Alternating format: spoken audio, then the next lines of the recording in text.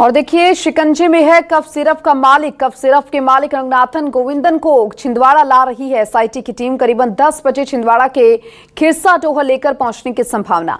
नागपुर से छिंदवाड़ा एसआईटी ला रही है। आरोपी रंगनाथन गोविंदन को चेन्नई से गिरफ्तार किया था। आरोपी की रिमांड मांगेगी एसआईटी। बड़ी खबर आपको दे रही है और देखिए ये तस्वीरें हैं जो आपको दिखा रहे हैं। करीबन 10 बजे तक छिंदवाड़ा पहुंचने की बात सामने आ रही है, ऐसी संभावना जताई जा रही है। ये मौत की डोज बनाने वाले को गिरफ्तार कर लिया गया है और अब आगे की पूछताछ की जाएगी। आरोपी रंगनाथन गोविंदन गिरफ्तार। आरोपी की रिमांड मांगेगी एसआईटी। एसआईटी ने गिरफ्तार किया है चेन्नई से और चेन्नई से छिंदवाड़ा लाया जा रहा है। शिकंजे में है कफ सिरप का मालिक रंगनाथन गोविंदन। फार्मा कंपनी का ये मालिक है जहां पर कोल्ड ड्रिप कप सिरप बनाई जा रही थी। करीबन 10 बजे छिंदवाड़ा के खिरसा डोहा लेकर पहुंचने की संभावना जताई जा रही है। नागपुर से छिंदवाड़ा एसआईटी की टीम ला रही है और ये तस्वीरें हैं जो आपको दिखा रहे हैं जहां पर आरोपी रंगनाथन गोविंदन को चेन्नई से गिरफ्तार किया था। ज्यादा जानकारी के लिए संवाददाता शब्बीर अहमद हमारे साथ जुड़ चुके हैं। शब्बीर, कब तक छिंदवाड़ा पहुंचने की बात सामने आ रही है? क्योंकि तस्वीरें तो हम देख रहे हैं किस तरीके से वहां से चेन्नई से अब लेकर निकले हैं एस रंगनाथन को। कब तक छिंदवाड़ा पहुंच जाएंगे, क्या जानकारी मिल पा रही है?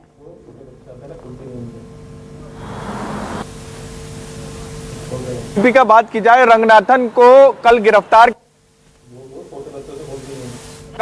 वहां पर भी पूछताछ की गई और इन बीच बात की जाए तो एसआईटी जो इस पूरे मामले में जहरीली कफ सिरप के मामले में एसआईटी गठित की गई थी, वो टीम लेकर उसको छिंदवाड़ा रवाना हो गई थी कल ही। और सुबह 6 बजे के आसपास वो टीम नागपुर पहुंच गई थी, नागपुर एयरपोर्ट पहुंची थी और नागपुर से बाय रोड वो छिंदवाड़ा के लिए रवाना हो चुकी है। आधा से ज्यादा सफर पूरा हो चुका है। करीब 130 किलोमीटर का सफर है नागपुर से छिंदवाड़ा के बीच की बात की जाए और नागपुर से परासिया की बात की जाए तो वो 150 किलोमीटर के आसपास है।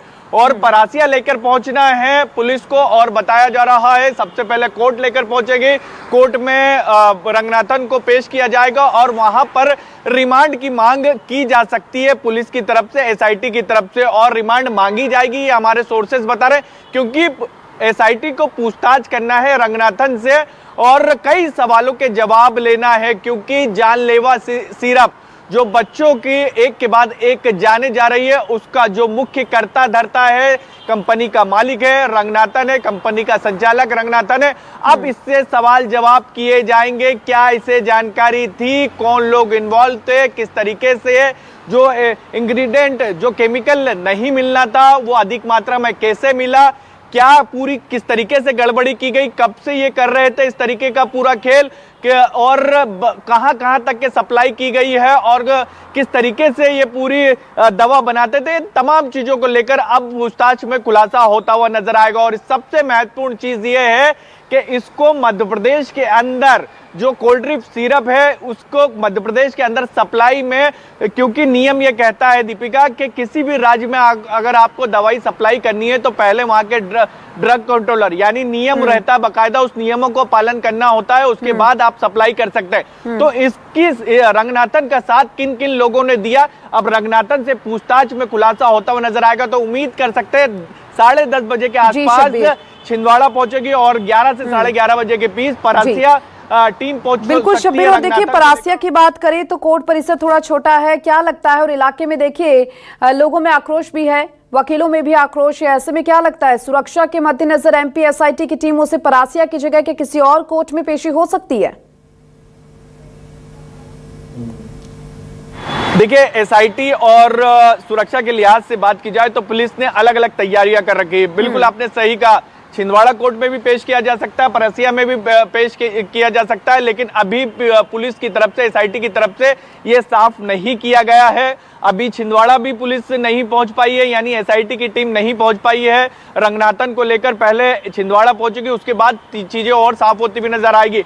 अगर छिंदवाड़ा रुकती है 10 साढ़े 10 बजे के आसपास और वहां पर कोर्ट में पेश करेगी तो चीजें साफ हो जाएगी कि वो परासिया लेके नहीं जा रही है। लेकिन अगर छिंदवाड़ा से परासिया के लिए रवाना हो जाती है एसआईटी की टीम, तो फिर यह साफ हो जाएगा कि कोर्ट में उसको परासिया के ही कोर्ट में पेश किया जाएगा। और जो आप कह रही थी कि वकील नाराज है, आम जनता नाराज है, लगातार वहां पर बाजार बंद किए जा रहे हैं क्योंकि नाराजगी लोगों के अंदर ज्यादा है। छिंदवाड़ा के जो लोग हैं वो काफी गुस्से में है, दुख में है, क्योंकि जिस तरीके से आपदा आई है वहां पर रंगनाथन के कारण, सीधे तौर पर रंगनाथन की लापरवाही के कारण, यह जानबूझकर उसने यह हरकत करी है। उन तमाम चीजों के कारण अब तक की बात की जाए तो 20 से ज्यादा मासूमों की जान जा चुकी है इस जहरीली कफ सिरप के कारण।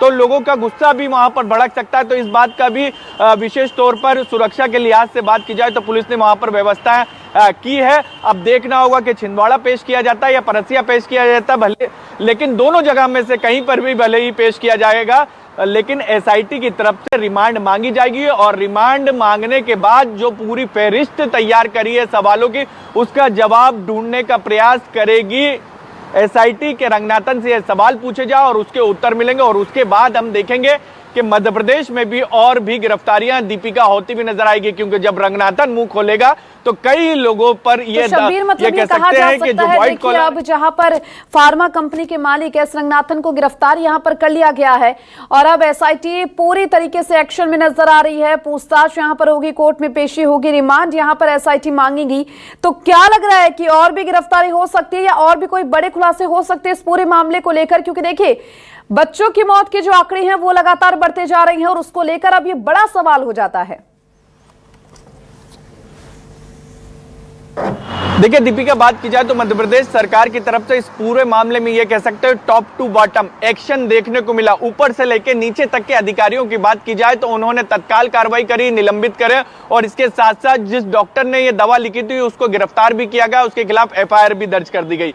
जहां तक आपका सवाल था कि कितनी गिरफ्तारियां हो सकती है और कौन कौन इसकी जद में आ सकते हैं, क्या सवाल जवाब होंगे, तो इसके अंदर सबसे महत्वपूर्ण यही है कि रंगनाथन को दवा सप्लाई करने के मामले में किन लोगों ने मध्य प्रदेश के अंदर मदद करी, किन अधिकारियों का उसको साथ मिला, किन लोगों ने पूरे ये बेचे, क्योंकि बेच को लेकर ही कि कोल्ड ड्रिंक की ये जो छिंदवाड़ा की तरफ बेच आया है कोल्ड ड्रिंक का, उसी के अंदर ज्यादा मात्रा में केमिकल मिला गया जो बच्चों के लिए जानलेवा साबित हुआ। जब गिरफ्तारी हो चुकी है और अब से कुछ ही देर बाद में पेशी भी हो जाएगी और पेश किया जाएगा, उसके बाद देखना होगा और क्या कुछ बड़े खुलासे होते हैं। फिलहाल बेहद शुक्रिया आपका तमाम जानकारी को विस्तार से साझा करने के लिए।